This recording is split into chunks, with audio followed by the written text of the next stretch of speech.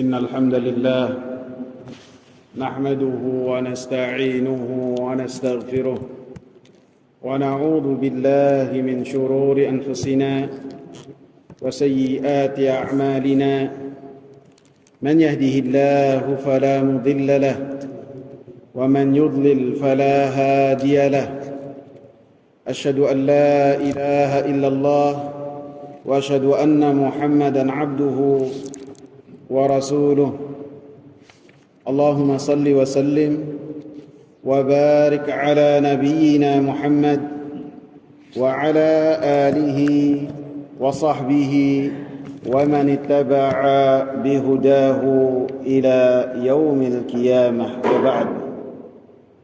Jamaah sekalian yang saya muliakan, kita lanjutkan pembacaan kita mengenai hadis Ka'ab ibn Malik.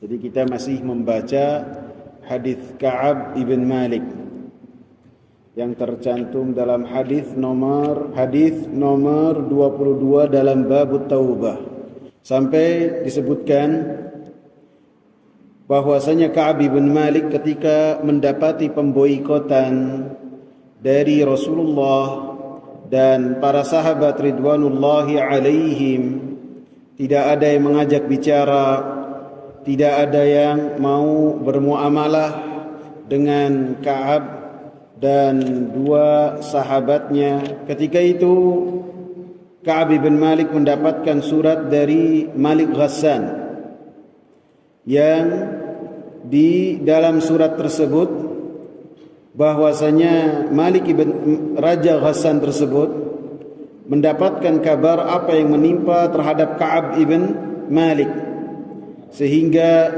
memerintahkan Ka'ab ibn Malik supaya menyusul ke negerinya Malik Ghassan, Raja Ghassan yang ada di Syam, sehingga raja tersebut akan hidup bersama-sama tanpa memberikan kesusahan terhadap Ka'ab bin Malik. Maka kata Ka'ab bin Malik, wa hadhihi aidan minal bala, surat ini adalah cobaan buat saya, ujian buat saya. Fatayammamtu biha tan-nur, maka saya langsung membawa surat tersebut ke tungku api. Fasajartuha, kemudian saya langsung membakarnya. Hatta idza madat 40 minal 50, maka ketika berlalu 40 malam dari 50 malam semua yang menimpa ketiga orang sahabat ini, wastalbathal wahyu, dan pada saat itu pada 50 malam dan 40 malam tersebut wahyu tertahan, tidak turun kepada Rasulullah sallallahu alaihi wasallam. Idza Rasulullah sallallahu alaihi wasallam ya'tini, tiba-tiba seorang utusan dari Rasulullah sallallahu alaihi wasallam datang kepadaku.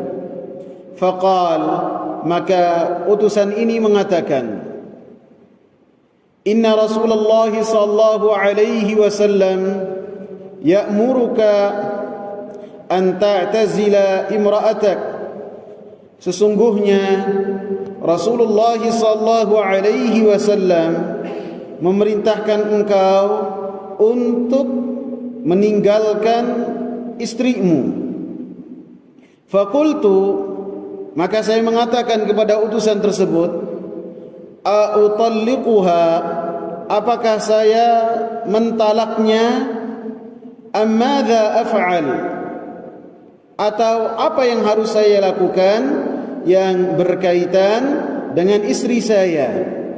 Qal, maka utusan tersebut mengatakan, bal i'tazilha fala taqrabannaha, akan tetapi hendaklah si perempuan tersebut tidak hidup bersamamu sehingga engkau tidak mendekati istrimu. Istrinya bernama Umairah binti Jubair bin Sakhar ibn Umayyah al-Ansariyah.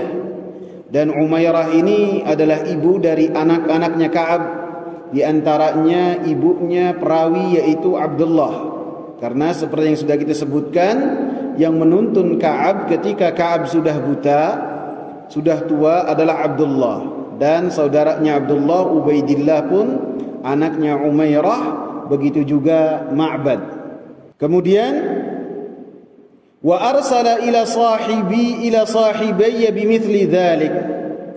Dan Rasulullah sallallahu alaihi wasallam pun mengutus kepada kedua temanku seperti apa yang telah Rasulullah mengutus kepadaku, untuk masing-masing dari istrinya tidak hidup bersama dengan suaminya. Karena ini kalau sebelumnya pemboikotan dari yang ada di luar rumah, maka yang paling dekat dengan yang diboikot itu pun diperintahkan untuk meninggalkan suami-suami mereka. Fakultu limraati, maka saya berkata kepada istriku, ilhaqi bi ahliki fatakuni indahum hatta yaqdiyallah. Pergilah engkau ke rumah keluargamu dan tinggallah engkau bersama mereka sampai Allah Subhanahu wa ta'ala memutuskan perkara kita. Dan ini disebut dengan lafadz kinayah, kiasan. Lafadz kinayah yang mana lafadz kiasan ini membutuhkan niat khusus ketika seseorang bermuamalah dengan istrinya. Apabila ketika seseorang mengatakan perkataan ini, baliklah kamu ke rumah orang tuamu, dan si suami ketika mengatakan dengan perkataan ini memiliki niat untuk mentalaknya, maka jatuh talak satu. Lebih-lebih apabila diperhatikan ketika mengucapkannya syarat-syarat talak terpenuhi. Tapi apabila ketika seorang suami mengatakan kepada istrinya, pulanglah ke rumah keluargamu dan tinggallah bersama mereka terlebih dahulu, dan tidak ada niat untuk mentalaknya, maka tidak terjatuh talak. Ini yang disebut dengan lafadz kiasan dalam mentalak. Lafadz kiasan, sighah kiasan dalam mentalak membutuhkan niat. Akan tetapi lafadz talak secara langsung dari seorang suami kepada istri maka tidak membutuhkan niat, karena lafaznya sudah mewakili apa yang ada di dalam hatinya. Tidak boleh seorang suami mengatakan kepada istrinya, saya mentalak kamu, lebih-lebih apabila, wahai istriku, lebih-lebih apabila istrinya satu. Kalau istrinya tiga kan keder, suruh niat yang mana yang dimaksud. Tapi apabila satu sudah tidak ada jalan lagi. Saya mentalak kamu wahai istriku. Maka walaupun dalam hatinya dia main-main, ataupun dalam hatinya dia tidak memiliki niat tersebut, maka talak tersebut tetap jatuh terjadi. Dan ini perbedaan dari lafadz kiasan dengan lafadz sarih langsung yang berkaitan dengan talak.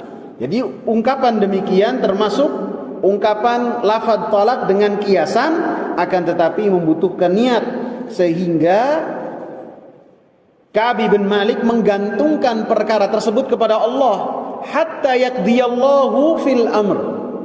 Pulanglah engkau ke rumahmu sampai Allah Subhanahu wa ta'ala yang memutuskan perkara kita, apakah terjadi talak ataukah hanya berhenti untuk diperintahkan oleh Rasulullah supaya memulangkan istrinya. Faja'at imra'atu Hilal, maka datanglah istrinya Hilal ibn Umayyah kepada Rasulullah sallallahu alaihi wasallam, dan istrinya Hilal bernama Khawlah bintu Asim. Dia datang kepada Rasulullah sallallahu alaihi wasallam. Kemudian Dia berkata, "Ya Rasulullah, inna Hilal ibn Umayyah syaikhun da'i'un laysa lahu khadimun."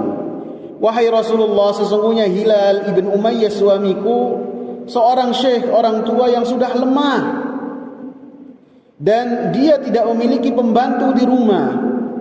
Fahal takrahu an akhdumahu? Wahai Rasulullah, apakah engkau mengizinkan dan berkenan apabila saya tetap berada di rumahnya Hilal ibn Umayyah sehingga saya bisa berkhidmah untuk Hilal? Maka kata Rasulullah sallallahu alaihi wasallam, silakan, saya berkenan dan saya tidak membenci terhadap apa yang kau inginkan. Walakin la yaqrabannaki, akan tetapi dengan satu syarat, jangan sampai Hilal itu menyetubuhi engkau. Faqalat, maka Khawlah berkata, innahu wallahi ma bihi min harakatin ila syai'. Sesungguhnya demi Allah, Hilal ini tidak memiliki gerakan sama sekali sedikit pun. Wa wallahi ma zala yabki, maka demi Allah, Hilal ibn Umayyah ini senantiasa menangis. Mundu kana min amrihi ma kana ila yaumihi hadha, dan dia senantiasa menangis sejak mendapatkan apa yang telah engkau tentukan ya Rasulullah sallallahu alaihi wasallam untuk memboikot Hilal, Ka'ab dan Rabi, supaya tidak ada yang mengajak bicara dengan ketiganya. Maka Hilal ibn Umayyah di rumahnya hanya diam saja dan menangisi keadaannya. Faqala li ba'du ahli, maka berkata kepadaku, kata Ka'ab bin Malik, sebagian dari keluargaku. Sebagian dari keluargaku ini bisa jadi anaknya, bisa jadi istrinya, ataupun bisa jadi orang-orang yang berkhidmah kepada Ka'ab bin Malik, sehingga ketika mereka berbicara dengan Ka'ab bin Malik tidaklah termasuk orang yang melanggar perintah Rasulullah sallallahu alaihi wasallam. Law ista'dzanta Rasulullah sallallahu alaihi wasallam fi imra'atik faqad adhina limra'ati Hilal ibn Umayyah an takhdumahu. Wahai Ka'ab, seandainya engkau meminta izin kepada Rasulullah sallallahu alaihi wasallam yang berkaitan dengan istrimu supaya istrimu tidaklah kembali ke rumah orang tuanya, maka sungguh Rasulullah sallallahu alaihi wasallam telah memberikan izin kepada istrinya Hilal ibn Umayyah supaya berkhidmah kepada Hilal ibn Umayyah suaminya. Fakultu, maka Ka'ab mengatakan, la asta'dhinu fiha Rasulullah sallallahu alaihi wasallam, saya tidak akan meminta yang berkaitan dengan istriku kepada Rasulullah, tidaklah meminta keluasan dan tidaklah meminta izin seperti yang dilakukan oleh istrinya Hilal.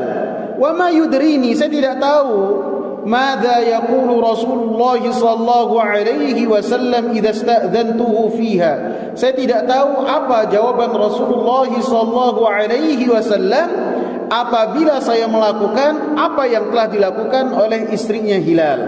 Wa ana rajulun syabun, sedangkan saya adalah seorang pemuda, adapun Hilal adalah lelaki yang sudah tua. Falabistu bidzalika asyra layalin, maka berlalulah Ka'ab bin Malik di rumahnya tanpa seorang istri 10 malam. Fakamula lana 50 lailatan, maka genaplah 50 malam min hina nuhiya an kalamina, dari hari ketika saya dilarang untuk bermuamalah dengan para sahabat. Jadi pemboikotan yang dilakukan oleh Rasulullah dan para sahabat-sahabatnya terhadap ketiga orang ini sudah berlalu 50 hari. Thumma sallaitu salatal fajri sabaha 50 lailatin ala dhahri baitin min buyutina, Kemudian saya salat subuh di pagi yang ke-50 di rumah di bagian atap dari rumah-rumah yang ada di sekitar kami. Ini menunjukkan orang-orang yang mereka mendapatkan hajar dan diboikot karena satu amalan tertentu boleh untuk meninggalkan salat jamaah. Karena ketika dia datang ke salat jamaah saja pun tidak mendapatkan sapaan dan teguran. Bahkan ketika memberikan salam kepada Rasulullah sallallahu alaihi wasallam, maka Rasulullah tidaklah menjawab salam dari Ka'ab bin Malik. Bahkan Ka'ab bin Malik mengatakan bahwa dua sahabatnya ketika mendapatkan larangan di hari yang pertama saja, larangan untuk bermuamalah dengan siapapun juga dari manusia yang ada di kota Madinah, maka dua sahabatnya sudah tidak pernah datang ke masjid. Adapun Ka'ab bin Malik masih datang ke masjid karena dia pemuda, masih kuat untuk menghadapi arus yang datang dari bagaimana semuanya tidak menyapa beliau. Sehingga menunjukkan orang-orang yang dihajar, diboikot, maka ketika mereka meninggalkan salat berjamaah maka dibolehkan. Fabaina ana jalisun 'ala al-hal allati dzakara Allah taala, maka ketika saya selesai salat kemudian saya duduk dengan keadaan seperti yang disifati oleh Allah Subhanahu wa taala. Allah mensifatinya qad ضاقت علي نفسي وضاقت علي الأرض بما رحبت. Sungguh jiwaku ini telah sempit untuk diriku dan bumi pun telah sempit untukku walaupun bumi ini luas. Dan ini yang Allah Subhanahu wa taala sifatkan kepada tiga orang ini yang berkaitan dengan apa yang terjadi pada diri mereka. Sami'tu sauta sarihin awfa ala sal'in yaqulu bi'a'la sautihi. Maka saya mendengar seseorang yang berteriak dengan suara yang keras sehingga sampai kepada salah satu gunung yang dekat di kota Madinah, yang berada di kota Madinah. Dia berkata dengan suara yang sangat keras sekali dengan mengatakan, "Ya Ka'ab bin Malik, abshir, wahai Ka'ab bin Malik, bergembiralah." Maka fakharartu sajidan, maka saya langsung tersungkur sujud syukur kepada Allah Subhanahu wa taala. Wa araftu annahu qad ja'ani farajun, maka saya telah tahu bahwasanya jalan keluar telah datang. Fa'adhana Rasulullah sallallahu alaihi wasallam an-nasa bitawbatillahi azza wa jalla alaina hina shalla salat al-fajr.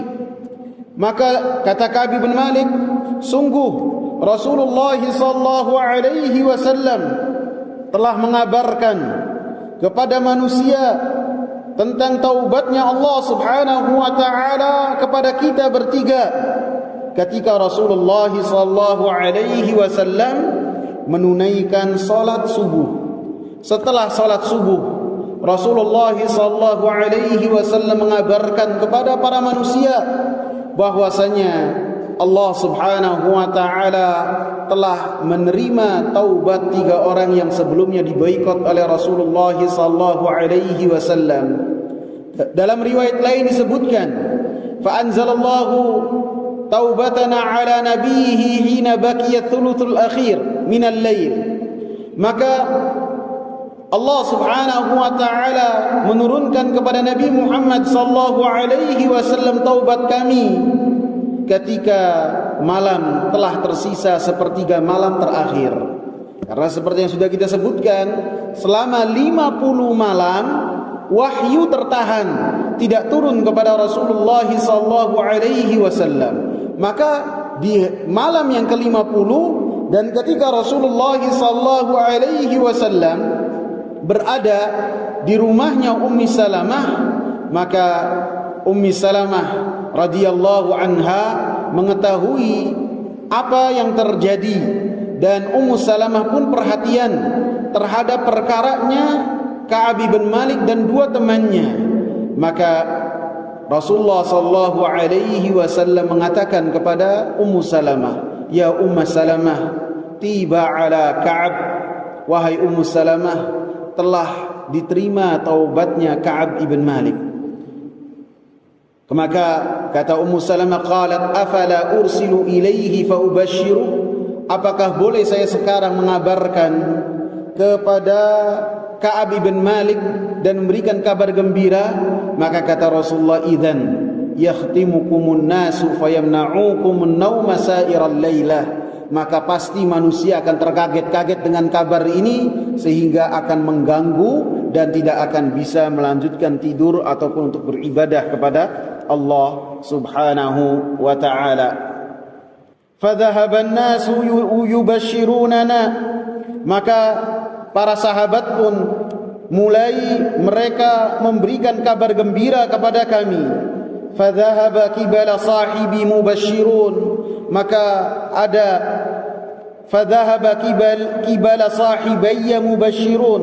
Maka beberapa dari sahabat-sahabat mereka datang kepada kedua sahabat dari Ka'ab bin Malik, yang mana mereka memberikan kabar gembira. Warakadha rajulun ilayya farasan.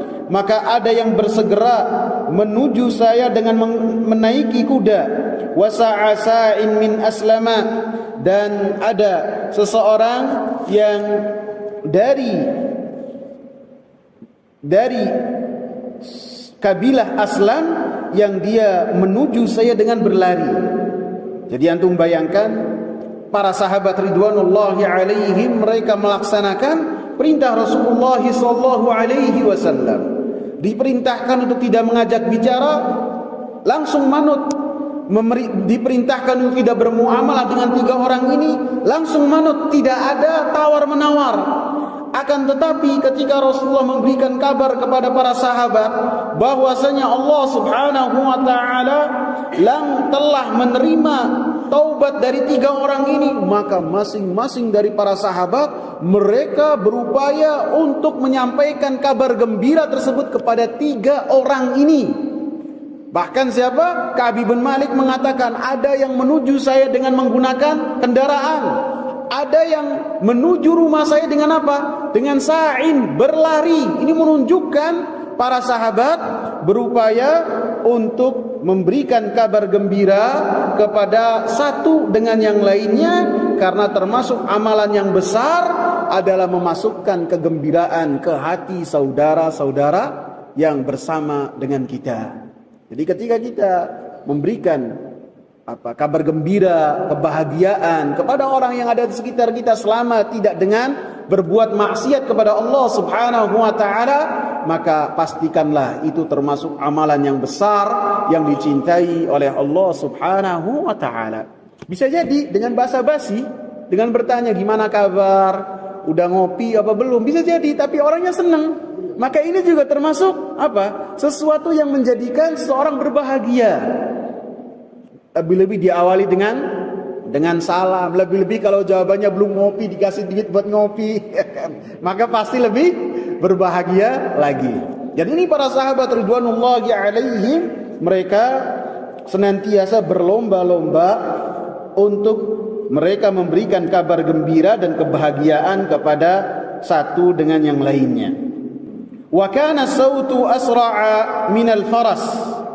Maka kata Ka'ab bahwasanya orang yang berteriak itu lebih cepat daripada orang yang datang kepadaku dengan menaiki kuda.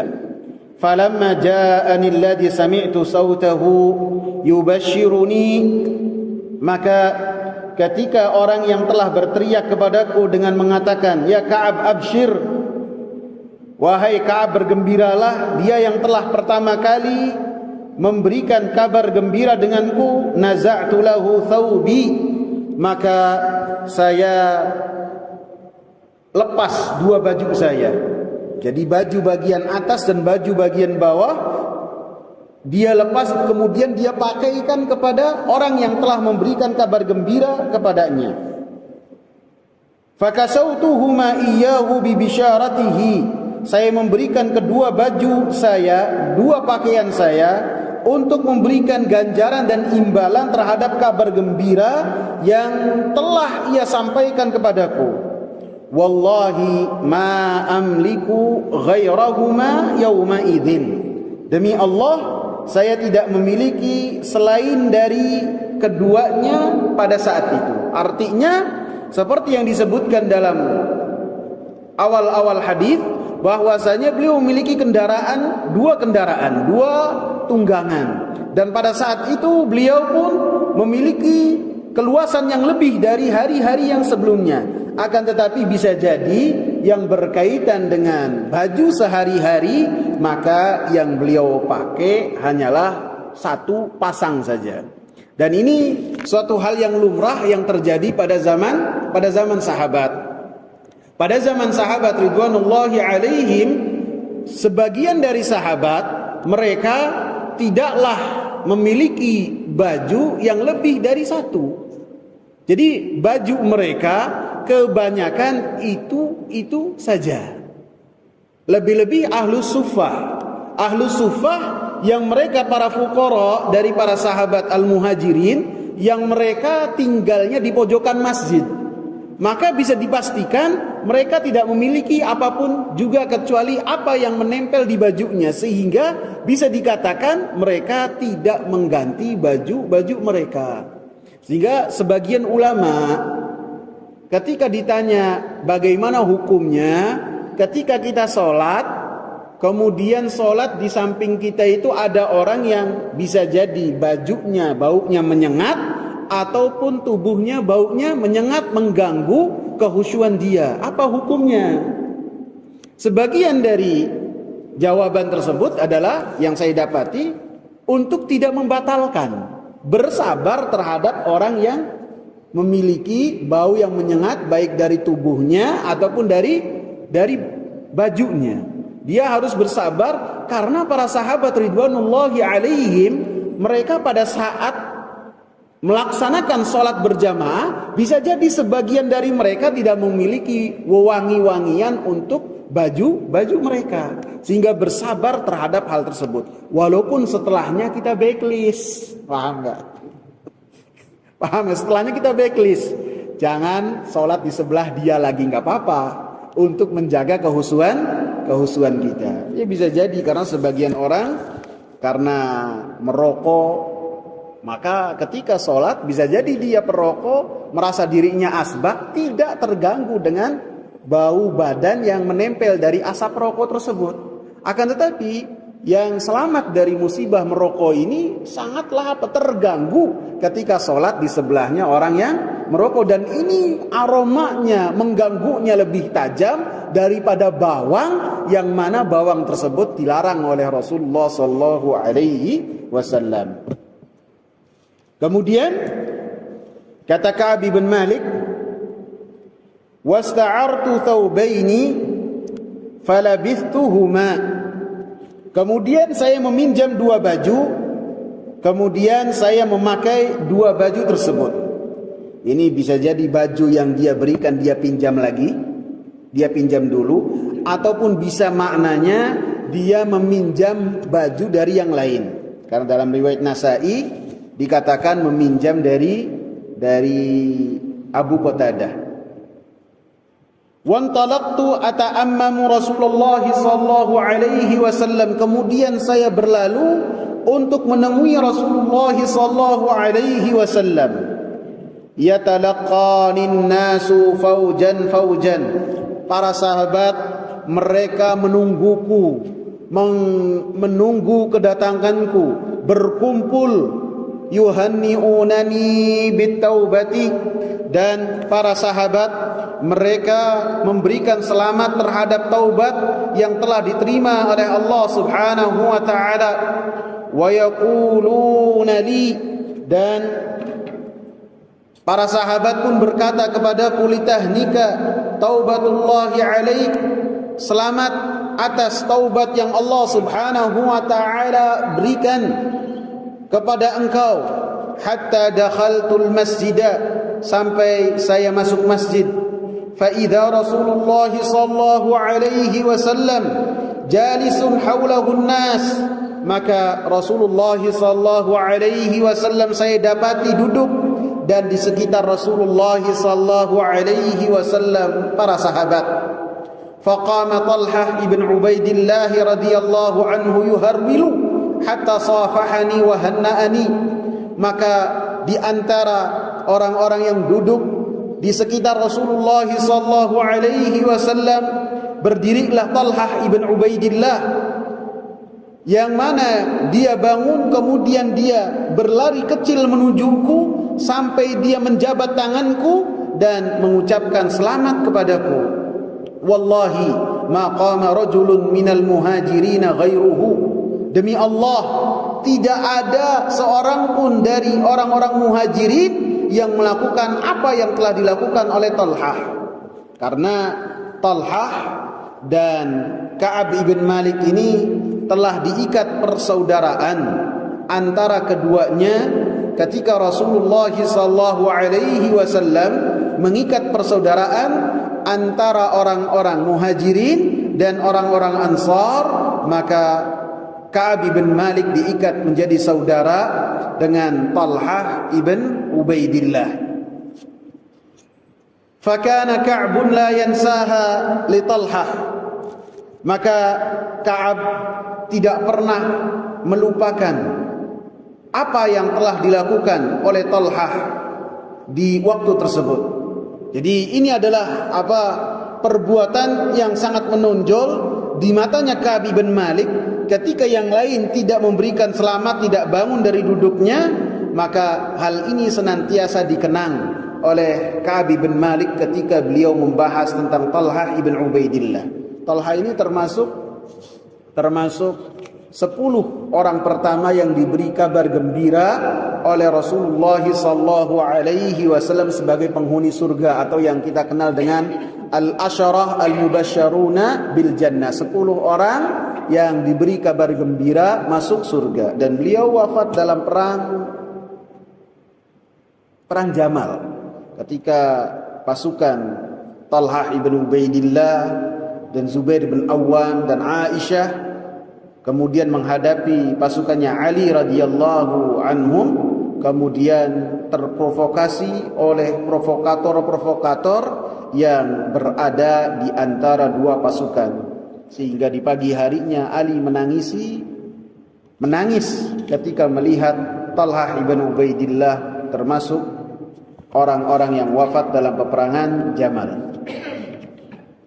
Qala Ka'ab, berkata Ka'ab, falamma sallamtu ala Rasulillah sallallahu alaihi wasallam, maka ketika saya mengucapkan salam kepada Rasulullah sallallahu alaihi wasallam, wa huwa yabruku wajhuhu minas surur, maka wajah Rasulullah sallallahu alaihi wasallam tampak bergembira dengan apa yang terjadi pada saat itu. Kemudian Rasulullah sallallahu alaihi wasallam berkata, abshir bi khairi yaumin marra alaika mudh waladatka ummuk, bergembiralah dengan hari yang paling baik yang berlalu atas engkau semenjak ibumu melahirkanmu. Jadi hari tersebut dianggap oleh Rasulullah sallallahu alaihi wasallam sebagai hari yang paling baik yang dilalui oleh Ka'ab ibn Malik ketika taubatnya diterima oleh Allah Subhanahu wa ta'ala. Pada dasarnya hari yang paling baik bagi seseorang adalah ketika seseorang memeluk Islam dengan mengatakan kalimat la ilaha illallah. Dan apa yang terjadi dan dikatakan oleh Rasulullah sallallahu alaihi wasallam kepada Ka'ab bin Malik, artinya seakan-akan hari tersebut hari ketika Allah Subhanahu wa taala menerima taubatnya Ka'ab, itu adalah hari penyempurna dari hari keislaman dia. Karena hari keislaman seseorang adalah awal dari kebahagiaan dia. Adapun ketika seseorang taubatnya diterima oleh Allah Subhanahu wa taala, maka itu adalah penyempurna dari kebahagiaan dia, sehingga termasuk dari hari yang paling baik dari hari-hari dia. Fakultu, maka saya berkata, kata Ka'ab, amin indika ya Rasulullah, amin indillah. Wahai Rasulullah, taubat ini datangnya dari engkau ataukah ini dari Allah Subhanahu wa taala yang telah Allah Subhanahu wa taala turunkan kepadamu? Maka kata Rasulullah sallallahu alaihi wasallam, la, bukan dari saya, bukan, bal min indillahi azza wa jalla, akan tetapi itu semua datangnya dari Allah Subhanahu wa taala yang maha perkasa lagi maha besar. Wa kana Rasulullah sallallahu alaihi wasallam idza surra istanara wajhuhu hatta ka'annahu ka'anna wajhahu qit'atu qamar. Maka Rasulullah sallallahu alaihi wasallam, apabila Rasulullah sallallahu alaihi wasallam berbahagia, maka wajahnya tampak bercahaya sampai seakan-akan wajah Rasulullah sallallahu alaihi wasallam bagian dari bulan purnama atau bagian dari bulan. Ini yang disampaikan oleh Ka'ab bin Malik ini adalah sangat terperinci sekali. Ka'ab bin Malik ini ahli bahasa. Nanti akan kita sebutkan tentang biografinya. Ahli bahasa pada saat itu. Sehingga ketika menyebutkan tentang wajah Rasulullah sallallahu alaihi wasallam, maka beliau pun sangat berhati-hati sehingga mengatakan potongan dari bulan. Artinya potongan dari bulan yang dimaksudkan oleh Ka'ab adalah potongan dari bulan yang bercahaya ataupun yang mengeluarkan cahaya. Karena terkadang bulan, apabila bukan bulan yang sempurna cahayanya, sebagian bulannya itu gelap. Betul enggak? Maka ini yang dihindari oleh Ka'ab ibn Malik, sehingga ketika memberikan sifat kepada Rasulullah sallallahu alaihi wasallam, bahwasanya Rasulullah wajahnya bercahaya seperti bagian dari bulan yang bercahaya, yang bagian gelapnya tidak beliau iringkan, sehingga beliau mengatakan qit'atun minal qamar. Wa kunna na'rifu dzalika minhu, dan kami, kata Ka'ab bin Malik, mengetahui hal tersebut dari Rasulullah sallallahu alaihi wasallam. Yang diketahui apa? Yang diketahui Rasulullah sallallahu alaihi wasallam berbahagia. Dan ketika berbahagia sangat nampak terhadap wajah Rasulullah. Kami mengetahui hal tersebut karena kami mengenal Rasulullah sallallahu alaihi wasallam, bahwasanya Rasulullah sallallahu alaihi wasallam memiliki kesempurnaan kasih sayang terhadap umatnya, dan bagaimana Nabi sallallahu alaihi wasallam memiliki rahmat yang sangat besar, kasih sayang kepada umatnya, sehingga Nabi sallallahu alaihi wasallam berbahagia dengan kebahagiaan yang ada pada salah seorang dari umatnya ataupun yang ada pada umatnya. Sehingga sifat kasih sayang Rasulullah sallallahu alaihi wasallam diketahui oleh para sahabat-sahabat Nabi. Falamma jalastu baina yadayhi, maka ketika saya duduk di depan Rasulullah sallallahu alaihi wasallam, qultu, saya berkata, ya Rasulullah, inna min taubati an khali'a min mali sadaqatan ila Allah wa ila rasulih. Wahai Rasulullah, sesungguhnya dari taubatku, saya telah memiliki kemauan untuk melepaskan semua harta saya, mensedekahkan semua harta saya di jalan Allah Subhanahu wa taala dan di jalan Rasul-Nya. Artinya dia ingin bersedekah dengan semua hartanya karena taubat yang telah diterima oleh Allah Subhanahu wa taala. Fakultu, kemudian faqala Rasulullah, maka Rasulullah berkata, ansik alaika ba'da malik fahuwa khairun laka, peganglah sebagian dari hartamu karena itu adalah lebih baik untuk engkau. Dari dalam riwayat-riwayat yang lain, Rasulullah sallallahu alaihi wasallam hanya mengizinkan bagi Ka'ab bin Malik untuk mensedekahkan dari hartanya sepertiga saja. Jadi tidak boleh bagi seseorang untuk mensedekahkan hartanya secara menyeluruh kecuali hanya sepertiga ataupun seperempat, baik dia dalam keadaan hidup ataupun bagi dia yang merasa kematian telah dekat kepadanya, maka ketika akan mensedekahkan dengan cara wasiat dianjurkan untuk sepertiga atau kurang dari sepertiga. Sebagian ulama membantahnya dengan apa yang telah dilakukan oleh Abu Bakar As-Siddiq radhiyallahu anhu, oleh Umar bin Al-Khattab radhiyallahu anhu dalam perang Tabuk. Bagaimana keduanya, Abu Bakar bersedekahnya dengan berapa? Seluruh hartanya. Umar dengan berapa? Setengah hartanya. Maka dikatakan apabila orang yang akan bersedekah itu tidaklah nekat, imannya benar-benar kuat, dan tidaklah menjadikan dia meminta-minta setelah dia bersedekah, maka boleh untuk bersedekahnya dengan seluruh hartanya seperti yang telah dicontohkan oleh Abu Bakar As-Siddiq. Dan dalam hadis-hadis yang banyak, baik itu hadis Ka'ab bin Malik ataupun hadis Sa'ad bin Abi Waqqas yang sudah kita bahas, Rasulullah sallallahu alaihi wasallam tidak mengizinkan selain dari dua orang ini, Abu Bakar dan Umar, ketika bersedekah lebih dari sepertiga ataupun seperempat selain dari Abu Bakar dan Umar, sehingga ini menunjukkan keistimewaan perlakuan Rasulullah sallallahu alaihi wasallam terhadap Abu Bakar dan terhadap Umar. Adapun terhadap selainnya, Rasulullah sallallahu alaihi wasallam menolaknya, di antaranya Ka'ab ibn Malik.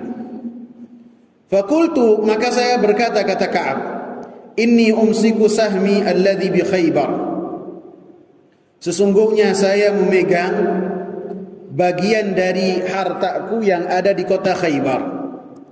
Wa qultu, dan saya pun berkata kepada Rasulullah sallallahu alaihi wasallam, ya Rasulullah, inna Allah ta'ala innama anjani bisidqi, wahai Rasulullah, sesungguhnya Allah subhanahu wa ta'ala hanyalah menyelamatkan aku dalam hal ini dengan kejujuran. Wa inna min taubati, dan termasuk dari tekadku dalam bertaubat, alla uhadditha illa sidqa ma baqitu, bahwasanya saya tidaklah berbicara kecuali dengan jujur selama saya hidup. Fa wallahi, maka demi Allah, ma alimtu ahadan minal muslimin, saya tidak pernah mendapati seorang pun dari kaum muslimin, ablahu Allah ta'ala fi sidqil hadith, yang mana Allah subhanahu wa ta'ala memberikan kepadanya karunia dengan berbicara dengan pembicaraan yang jujur. Mundu dzakartu dzalika li Rasulillah sallallahu alaihi wasallam ahsana mimma ablani Allah, semenjak saya mengabarkan kepada Rasulullah sallallahu alaihi wasallam yang lebih baik dari apa yang telah Allah subhanahu wa ta'ala berikan karunia kepada saya. Di dalam potongan hadis ini, Ka'ab bin Malik mengatakan bahwasanya saya tidak pernah mendapati seorang pun dari kaum muslimin yang dia telah mendapatkan taufik dari Allah untuk berbicara jujur. Karena menurut keyakinan dia, apabila dia itu mau bersilat lidah di hadapan Rasulullah sallallahu alaihi wasallam, pasti bisa, pasti mampu. Jangankan di hadapan Rasulullah, di hadapan raja-raja saja dia mampu. Karena dia ini orang yang sangat fasih dan sangat pintar dalam mengungkapkan penjelasan. Akan tetapi Allah subhanahu wa ta'ala memberikan kepada saya taufik untuk berbicara apa adanya, sehingga ketika ditanya alasanmu apa, orang-orang munafikin mereka membikin alasan dengan alasan yang banyak, sehingga taubat mereka secara lahir diterima oleh Allah subhanahu wa ta'ala. Adapun apa yang ada di hati-hati mereka, Rasulullah sallallahu alaihi wasallam serahkan kepada Allah. Adapun Ka'ab ibn Malik mengatakan, ya Rasulullah, saya tidak punya alasan. Ini jujur, yang mana jujur tersebut beliau yakini pemberian dari Allah subhanahu wa ta'ala, yang Allah subhanahu wa ta'ala berikan kepada Ka'ab ibn Malik dan kepada dua sahabatnya, yang kemudian mereka semua mendapatkan boikot selama 50 malam.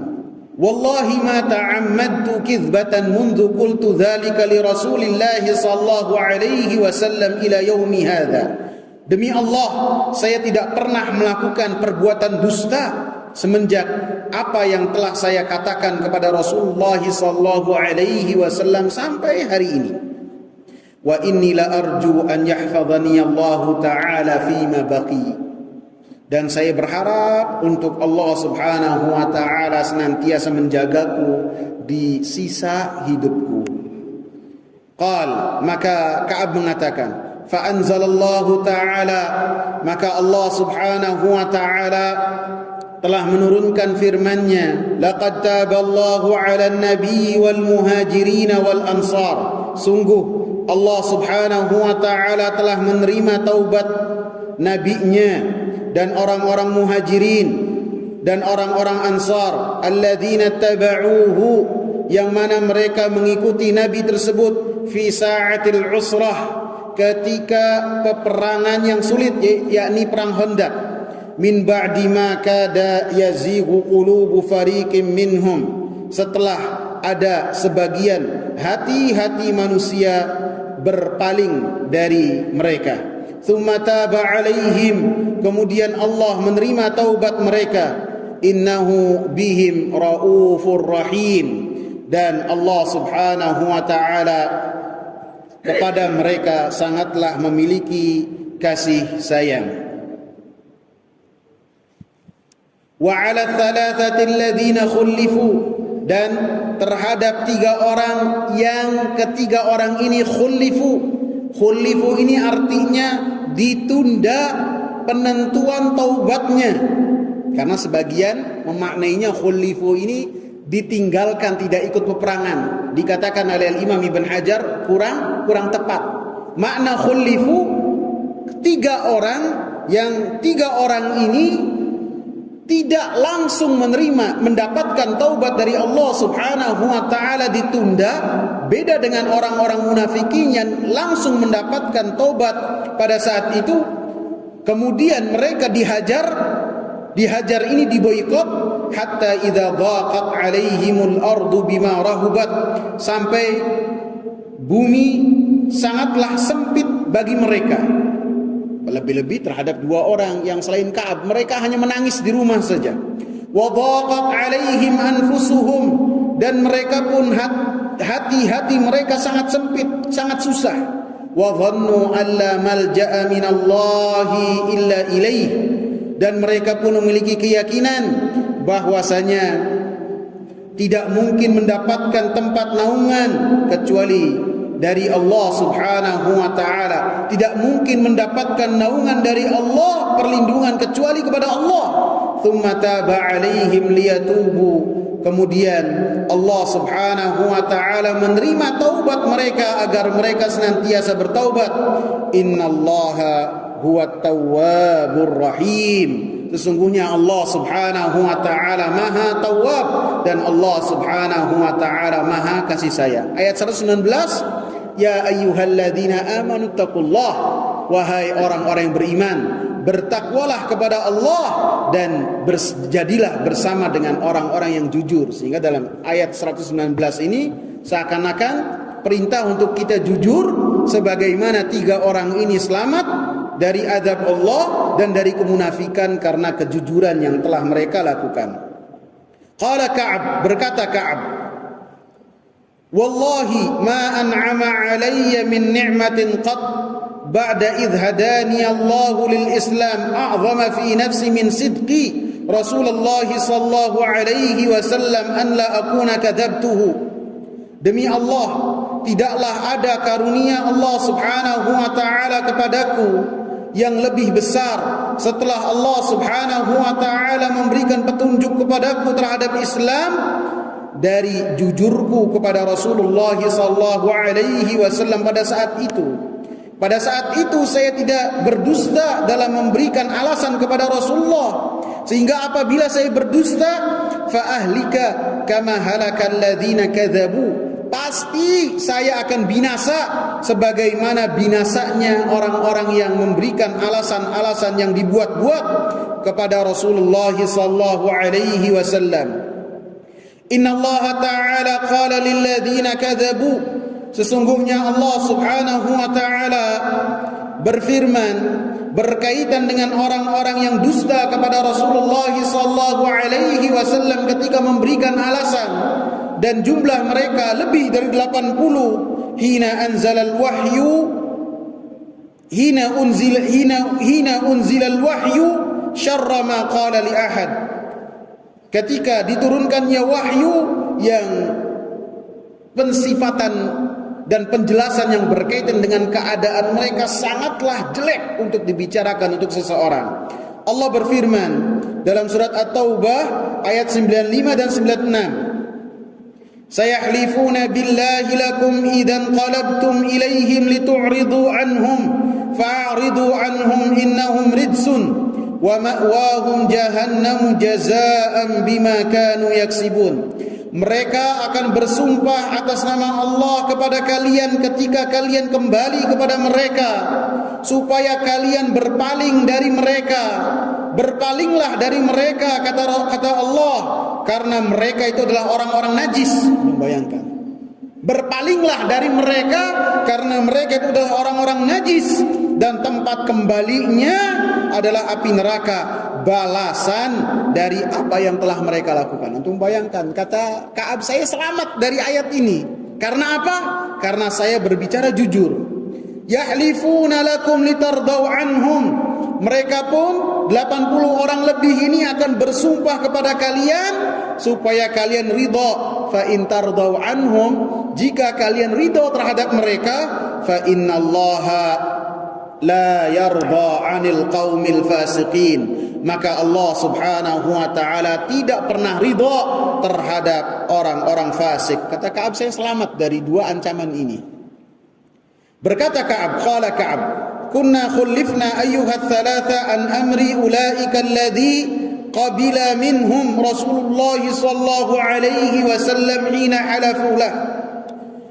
Kita ditunda perkaranya 3 orang ini dari seperti perkara orang-orang yang diterima uzurnya oleh Rasulullah sallallahu alaihi wasallam ketika mereka bersumpah kepada Rasulullah sallallahu alaihi wasallam dengan sumpah palsu dan alasan yang dibikin-bikin, sehingga Rasulullah membaiat mereka, wastaghfara lahum, dan Rasulullah sallallahu alaihi wasallam meminta ampun kepada Allah untuk mereka. Wa arja'a Rasulullah sallallahu alaihi wasallam amrana hatta qadallahu fihi bidzalik, dan Allah dan Rasulullah sallallahu alaihi wasallam menunda perkara kami sampai Allah Subhanahu wa taala memutuskan di dalamnya dengan apa yang telah tercantum. Firman Allah, wa 'ala thalathati alladziina khulifu, dan terhadap 3 orang yang telah ditunda perkara taubat mereka. Wa laysa alladzi dzakara mimma khulifna takhallufuna 'anil ghazw, wa innama takhlifuhu iyana irja'uhu amrana amman halafa lahu wa'tadhara ilayhi faqabila min. Maka yang dimaksud ditunda di sini bukanlah artinya yang mereka tidak ikut dalam peperangan. Maksudnya takhlif di sini, khulifu di sini artinya ditunda perkaranya daripada orang-orang yang mereka bersumpah secara langsung kepada Rasulullah dan memberikan uzur kepada Rasulullah, dan Rasulullah sallallahu alaihi wasallam menerima uzur mereka. Muttafaqun alaih, dan hadis ini muttafaqun alaih. Wa fi riwayatin, dan dalam riwayat yang lain, anna Nabiy sallallahu alaihi wasallam kharaja fi ghazwati Tabuk yaum al-Khamis, bahwasanya Rasulullah sallallahu alaihi wasallam keluar dalam perang Tabuk itu pada hari Kamis di bulan Rajab. Wa kana yuhibbu an yakhruja yaumal Khamis, dan Nabi sallallahu alaihi wasallam sangatlah menyukai ketika pergi dari kota Madinah untuk melakukan perjalanan di hari Kamis. Wa fi riwayatin, dan dalam riwayat, wa kana la yaqdumu min safarin illa naharan fid duha, Nabi sallallahu alaihi wasallam tidaklah datang dari perjalanan kecuali di siang hari di waktu duha. Fa idza qadima, maka apabila datang, bada'a bil masjidi, maka Nabi sallallahu alaihi wasallam masuk kota, maka memulainya di masjid terlebih dahulu. Fa shalla rak'atain, kemudian Nabi sallallahu alaihi wasallam salat 2 rakaat. Thumma jalasa fih, kemudian Nabi duduk menghadap bagi mungkin ada orang-orang yang memiliki hajat kepada Rasulullah sallallahu alaihi wasallam. Semoga bermanfaat. Subhanakallahumma bihamdika, asyhadu an la ilaha illa anta, astaghfiruka wa atubu ilaik. Assalamu alaikum warahmatullahi wabarakatuh.